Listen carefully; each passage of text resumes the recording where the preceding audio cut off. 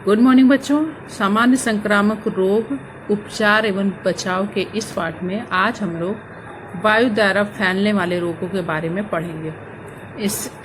इससे पहले वाली कक्षाओं में हमने जल से फैलने वाले रोगों के बारे में पढ़ा। आज हम वायु द्वारा फैलने वाले रोगों के बारे में पढ़ेंगे, जिसमें पहला है चेचक। चेचक एक सामान्य रूप से एक वायरस से फैलने वाला रोग है, जिसे वेरियोला वायरस भी कहते हैं। एडवर्ड जेनर ने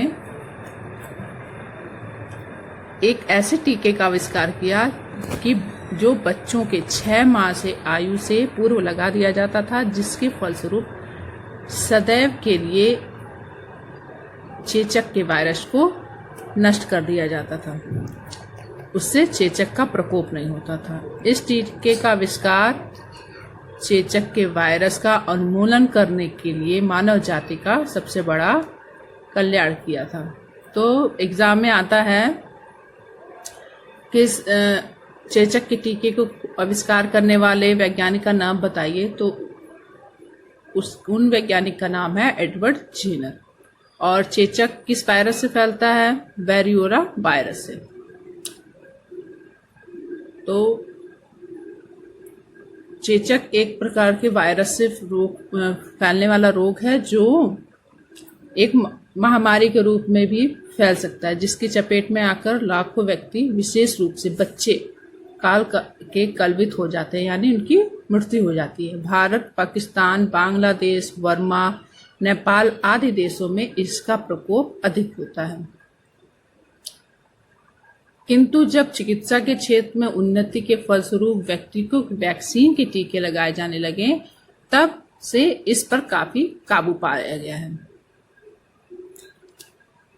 संप्राप्ति काल।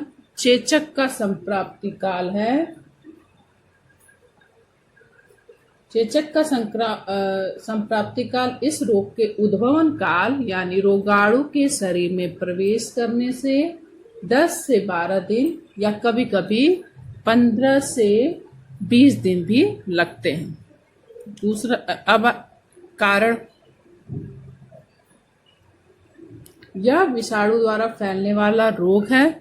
जैसा कि आपको ऊपर बता दिया गया है, वेरियोला वायरस से यह फैलता है। चेचक एक तीव्र संक्रामक रोग है, जिसका संवहन वायु द्वारा होता है। रोगी के श्वास, खांसी, छींक द्वारा निकले रोगाणु वायु में मिलकर बहुत दूर दूर तक फैल जाते हैं। चेचक के दाने सूखने पर इनमें से निकलने वाले खुरंटो, यानी जो पपड़ी जम जाती है, वह उसमें रोगाणु उपस्थित होते हैं। यदि इनका विसंक्रमण न किया जाए या इधर उधर फेंक दिया जाए तो रोगी के थूक आदि के सूख जाने पर जीवाणु मरते नहीं है, बल्कि वायु में मिलकर रोग का संवहन करते रहते हैं और बीमारी फैलाते रहते हैं। रोगी के वस्त्रों तथा वस्तुओं की आदि प्रयोग करने अथवा स्पर्श करने से शरीर में रोगाणु प्रवेश कर जाते हैं। लक्षण। चेचक के प्रारंभिक लक्षण प्रकट होते ही रोगी को तेज बुखार होता है, छींकें आती हैं, नाक से पानी आता है, आंखें लाल हो जाती हैं, रोगी बेचैनी का अनुभव करने लगता है। इसके पश्चात चेहरे पर लाल रंग के दाने दिखाई देते हैं और धीरे धीरे ये दाने पूरे शरीर पर फैल जाते हैं। लाल दाने धीरे धीरे फूलने लगते हैं तथा जिसमें तरल पदार्थ भर जाता है, जो मवाद में परिवर्तित हो जाता है। वह दाने का 1 सप्ताह तक अपना प्रकोप बनाए रखता है। चौथा है सप्ताह भर बाद चेचक का प्रकोप जब कम होता है और बुखार भी कम होने लगता है, दाने धीरे धीरे सूखने लगते हैं, जिससे शरीर में अत्यधिक पीड़ा, खुजली और जलन, कभी कभी सूजन भी आ जाती है। यदि दाने व्यक्ति द्वारा खुजला दिए जाए तो ये गहरे निशान बन जाते हैं। अंतिम समय में दानों की मवाद सूखकर पपड़ी बनने लगती है, जो बाद में सूखकर गिरने लगती है। जब शरीर में पपड़ी उतरती है तो रोगी स्वस्थ हो जाता है।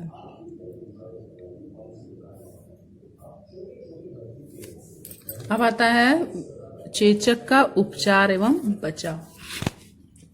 चेचक के बचाव के लिए वैक्सीन का टीका लगवाना चाहिए। प्रत्येक नवजात शिशु को 1 माह के अंदर व 6 माह से पूर्व टीका लगवा देना चाहिए। उसका कमरा अत्यधिक प्रकाश युक्त नहीं होना चाहिए ताकि उसकी आंखों पर चमक न पड़े, अन्यथा उसकी आंखों पर इसका बुरा असर हो सकता है। रोगी को भुना चना, गुड़, बाजरे, खीने जैसी सूखी चीजें भी दी जा सकती हैं जो दानों की मवाद को सूखने में सहायक होंगी। चेचक के रोग के बचाव के लिए रोगी की परिचर्या में लगे व्यक्ति, परिवार के प्रत्येक व्यक्ति को चेचक का टीका निश्चित समय पर लगवाना आवश्यक है। रोगी के दानों से उतरने वाली पपड़ियों को सावधानी पूर्वक एकत्र करके उन्हें जला देना चाहिए। चेचक का लक्षण स्पष्ट होते ही चिकित्सक से संपर्क कर लेना चाहिए और उसके दिशा निर्देशानुसार कार्य करना चाहिए। रोगी को नमक युक्त खाना नहीं देना चाहिए, अन्यथा खुजली अत्यधिक बढ़ जाती है। वायु और फैलने वाले रोगों में दूसरा है खसरा। खसरा चेचक का ही एक हल्का रूप है किंतु तीव्र संक्रामक रोग है जो बच्चों को ये अधिक होता है, युवकों एवं वृद्धों को प्रायः नहीं होता है। खसरे की एक विशेषता यह भी है कि घर में एक बच्चे को अगर खसरा निकलने के बाद शायद ही घर का कोई बच्चा अछूता रह जाए, यानी एक बच्चे को अगर खसरा हुआ तो दूसरे बच्चों में भी खसरा हो जाता है। यह रोग इतने नाजुक किस्म का होता है कि यदि रोगी को सर्दी से न बचाया जाए तो निमोनिया या डबल निमोनिया यानी फेफड़े का रोग भी हो सकता है। इस स्थिति में बच्चों को बचाना कठिन हो जाता है। यह रोग प्रायः सर्दी या गर्मी में आरंभ होता है। संप्राप्ति काल 10 से 12 दिन होता है या फिर 7 से 21 दिन। खसरा के लक्षण में रोग से संक्रमित व्यक्ति को सर्दी लगने लगती है तथा बुखार आने लगता है। आंखें लाल हो जाती हैं, सिर दर्द रहता है, छींकें खूब आती हैं, गले में खराश, खुजली, खांसी, आंख और नाक से पानी झरने लगता है और तेज बुखार भी हो जाता है। आंख से पानी अधिक बहने का अर्थ होता है शरीर पर दाने दिखाई देना या फिर 4 से 5 दिन बाद छोटे छोटे लाल दाने पहले कान के पीछे, कनपट्टी पे, चेहरे और फिर पूरे शरीर में निकल जाते हैं। दाने इतने घने होते हैं कि चेहरा और शरीर लाल दिखाई देने लगता है। आंखें सूज जाती हैं। दाने निकलने के पश्चात ज्वर कम होने लगता है। 1-2 दिन में दाने मुरझाने लगते हैं और 3-4 दिन में सूख जाते हैं। ज्वर ठीक हो जाता है और 8 से 10 दिन में शरीर साफ हो जाता है। अब आता है खसरा रोग के बचने के उपाय। यदि खसरा रोग सामान्य स्थिति में है तो कोई उपचार की आवश्यकता नहीं होती है, किंतु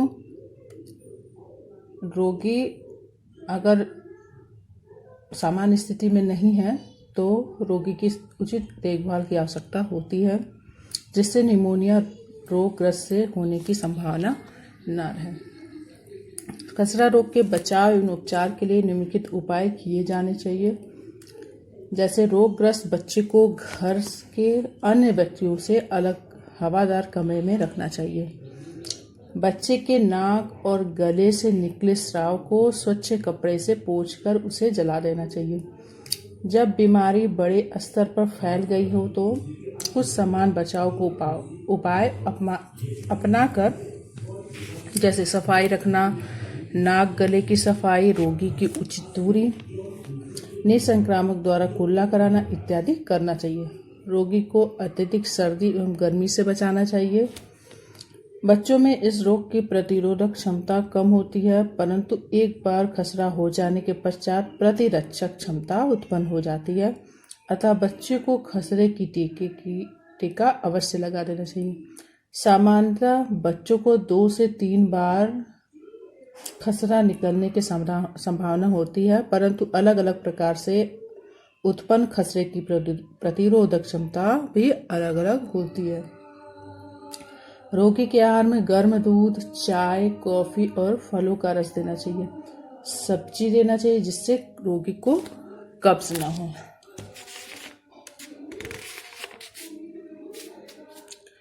अब आता है सावधानियां।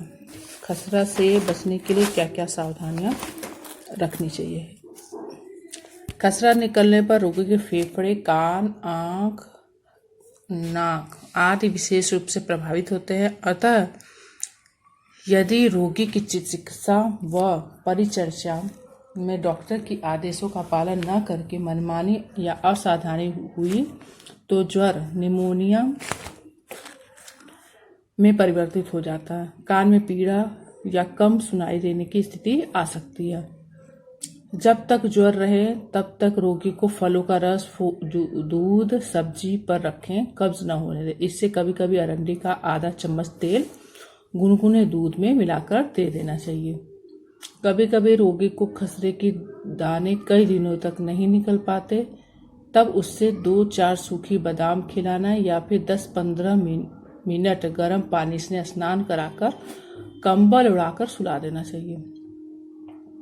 इससे दाने शीघ्र निकलने लगेंगे तथा रोगी की बेचैनी कम हो जाएगी।